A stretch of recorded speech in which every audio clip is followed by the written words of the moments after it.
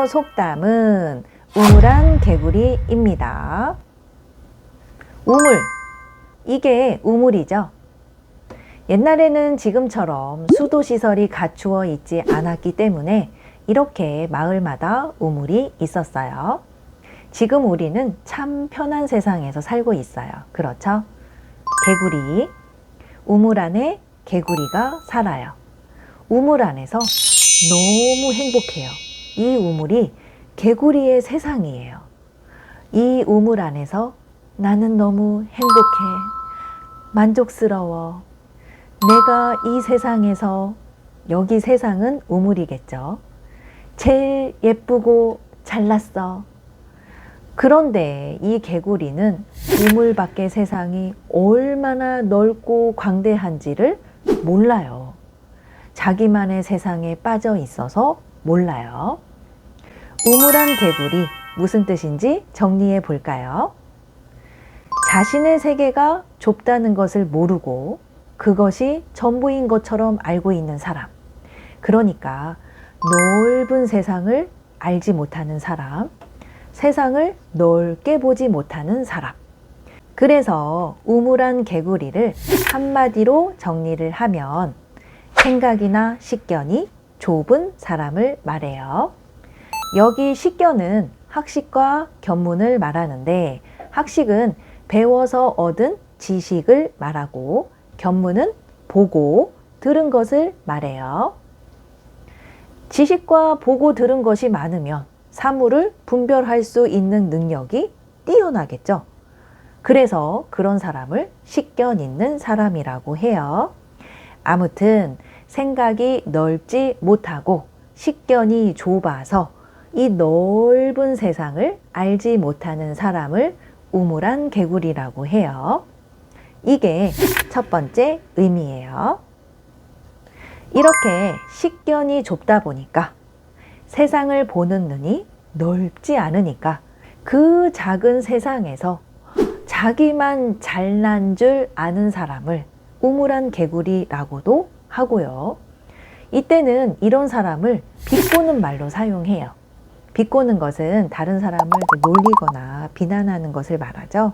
이게 두 번째 의미예요.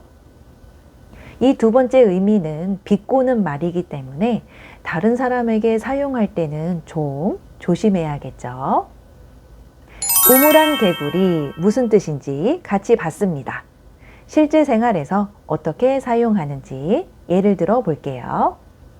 30년 동안 직장 생활만 열심히 하다가 나이 들어서 은퇴를 했어요. 보통 한국은 55세에서 65세 사이에 은퇴를 하게 되는데, 사실 요즘은 65세도 정말 건강하고 활력이 넘치거든요. 아무튼 은퇴 후에 해외 자원봉사단에 들어갔어요. 해외 봉사를 하면서 각양각색의 다양한 인종과 국적을 가진 사람들을 만나게 돼요.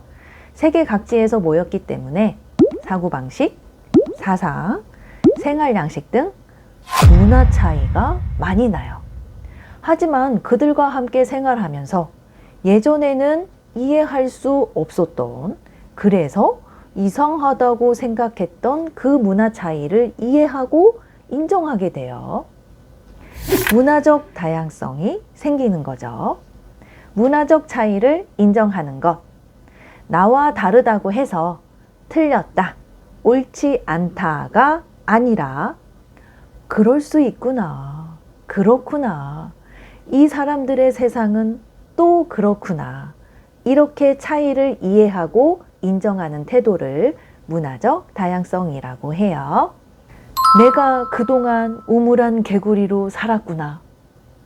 내가 살던 세상과는 또 다른 세상, 더 넓은 세상을 보고 깨닫는 순간이네요. 내가 그동안 우물안 개구리였구나. 저도 가끔 이런 걸 느낄 때가 있어요. 여러분도 그런가요? 우물안 개구리, 한 가지 더 예를 들어 볼게요. 과학기술의 발전으로 인류의 텔레비전과 라디오가 보급되면서 사람들은 보다 넓고 다양한 세상을 볼 수 있게 되었어요. 더 나아가서 컴퓨터와 인터넷이 급속도로 발전하고 전 세계로 퍼지면서 어느 순간 우리 생활 속에 스마트폰이 자리 잡게 되었어요. 이제는 스마트폰이 없는 세상은 상상할 수가 없어요. 스마트폰을 통해서 정말 다양하고 무궁무진한 세상을 보고 있잖아요. 이제는 이러한 온라인을 활용하지 못하면 뒤처지는 세상, 우물안 개구리가 되는 세상이 되어 버렸어요. 우물안 개구리가 되지 맙시다. 더 넓은 마음으로 세상을 보는 사람이 되자고요.